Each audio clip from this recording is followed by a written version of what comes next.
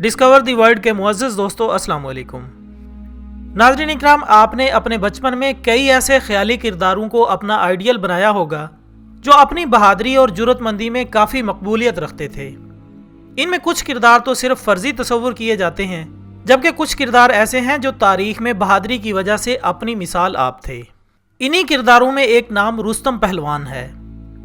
دوستو، تاریخ میں ایسے دو ہی رستم نامی افراد گزرے ہیں جن کے بارے میں ایک طرف کچھ لوگوں کا خیال ہے کہ رستم، جسے پرنس آف پرشیا کا نام دیا گیا ہے، یہ وہی تھا جو ایران کی جنگ قادسیہ میں حضرت عمر رضی اللہ تعالیٰ عنہ کے دور میں مارا گیا تھا، جبکہ دوسری طرف کچھ لوگ اس کردار کو قبل از مسیح تصور کرتے ہیں، جو ایران کے مشہور ہیرو حاکم سیستان سام کا پوتا اور زال کا بیٹا تھا۔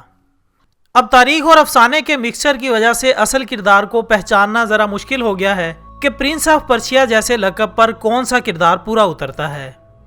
ناظرین محترم، حضرت عمر رضی اللہ تعالیٰ عنہ کے دور والے رستم نامی شخص کا ذکر کریں تو اسلام کے پرچم تلے لڑی جانے والی جنگوں میں قادسیہ کی جنگ میں اسلامی فوج کے مخالف ایرانی فوج کا سپہ سالار یہی رستم پہلوان تھا۔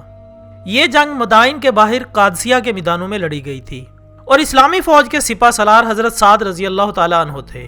رستم 60,000 کی ایک بڑی فوج کے باوجود جنگ سے جی چرا رہا تھا، جبکہ ایرانی فوجیں قادسیہ کے میدان میں اپنے خیمے لگا چکی تھیں۔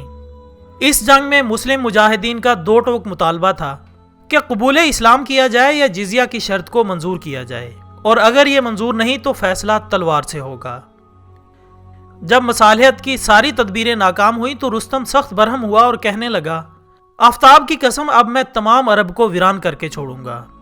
اس نے غضبناک ہو کر فوج کو صف بندی کا حکم دیا اور رات بھر جنگی تیاریوں میں مصروف رہا، یہاں تک کہ صبح کو قادسیہ کا میدان ایرانی فوجوں سے انسانوں کا جنگل نظر آ رہا تھا، جبکہ ادھر حضرت عمر رضی اللہ تعالیٰ عنہ نے 20,000 مجاہدین کو حضرت سعد بن ابی وقاص رضی اللہ تعالیٰ عنہ کی کمان میں اس مہم پر بھیجا تھا، جس میں 70 بدری صحابہ اور 300 صحابہ بیعت رضوان والے بھی شامل تھے، جبکہ حضرت عمر رضی اللہ تعالیٰ عنہ کے حکم پر ایرانیوں کے مقابلے کے لیے قادسیہ کا میدان تجویز ہوا تھا۔ جنگ کا طبل بج چکا تھا۔ ایرانی جرنیلوں نے جنگی چال چلتے ہوئے ہاتھیوں کو آگے آگے رکھا۔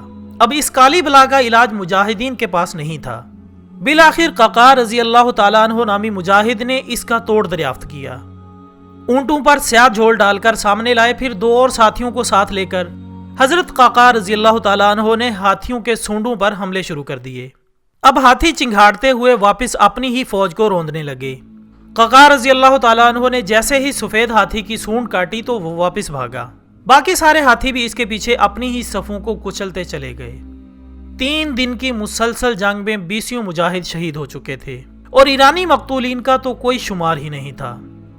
ایرانی بھاگ رہے تھے اور مجاہدین ان کے تعاقب میں دور تک میدان کو ہزاروں ایرانیوں کی لاشوں سے بھرتے جا رہے تھے۔ دوستو، ایرانی پہلوان رستم نے تو مقابلہ کیا اور اپنی بہادری کے جوہر بھی دکھائے، مگر مسلم مجاہد کا مقابلہ کس کے بس کی بات ہے؟ مسلمان مجاہدوں کی اس قدر ثابت قدمی سے پریشان ہو کر رستم بھاگ نکلا۔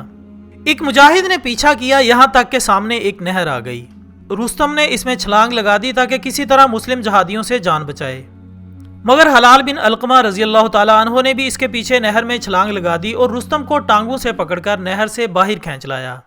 اس طرح ایک مجاہد کی تلوار نے اس رستم کو اپنے انجام تک پہنچا دیا۔ ناظرین محترم، قادسیہ کی جنگ عراق کی آخری فتح تھی۔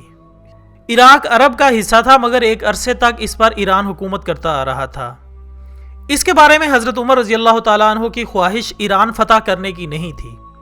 آپ فرماتے تھے کہ کاش ہمارے اور فارس کے درمیان آگ کے پہاڑ ہوتے، نہ وہ ہم پر حملہ کر سکتے اور نہ ہم ان پر حملہ کرتے۔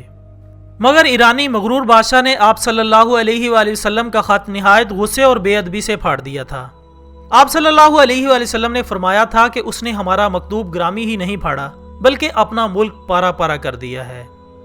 دوستو، پھر دنیا نے دیکھا کہ شاہ ایران کو اس کے اپنے ہی بیٹے نے پیٹ میں چھرا گھونپ کر جہنم رسید کیا، اور یزدگرد کو چین کی گلیوں میں ذلیل و خوار ہونے اور پھر ایک کسان کے ہاتھوں قتل کیے جانے کے بعد شاہی خاندان کا نام و نشان تک مٹ گیا۔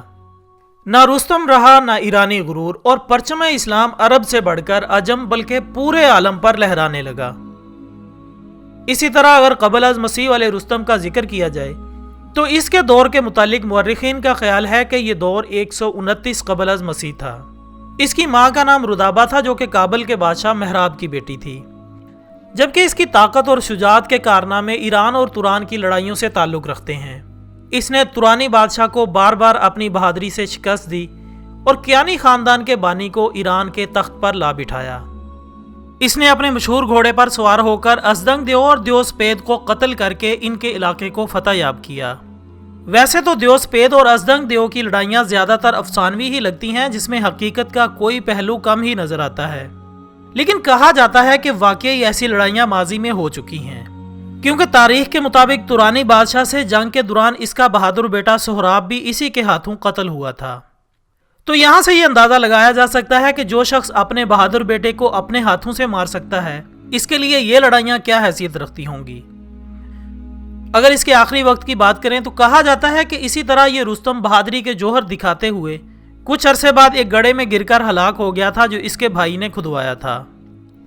ناظرین محترم، اگر ان دونوں شخصوں کے کردار کا موازنہ کیا جائے تو قبل از مسیح دور کا رستم ایک ہیرو کے طور پر دکھائی دیتا ہے، جبکہ جنگ قادسیہ میں مخالفین کا سپہ سالار رستم جو کہ جنگ سے پیٹ پھیر کر بھاگنے والوں میں شامل ہو کر ایک بزدل شخص کے طور پر نظر آتا ہے، لہٰذا اسے تو بالکل بھی پرنس آف پرشیا کے لقب سے نہیں نوازا جا سکتا، جبکہ قبل از مسیح والے رستم کی بہادری اور جرأت مندی اسے اس لقب کے قابل بناتی ہے۔ دوستو، امید ہے کہ آپ اس مفید معلومات سے ضرور لطف اندوز ہوئے ہوں گے۔ ویڈیو پسند آنے کی صورت میں اسے لائک کریں اور اسے دوسرے دوستوں تک پہنچانے میں ہمارا ساتھ دیں۔ ہم کل انشاءاللہ دوبارہ ملیں گے ایک اور اچھی سی ویڈیو کے ساتھ، تب تک کے لیے اجازت دیجیے گا۔ اپنا دوستوں، رشتہ داروں اور گرد و نواح کے تمام لوگوں کا بہت خیال رکھیے گا۔ اللہ حافظ۔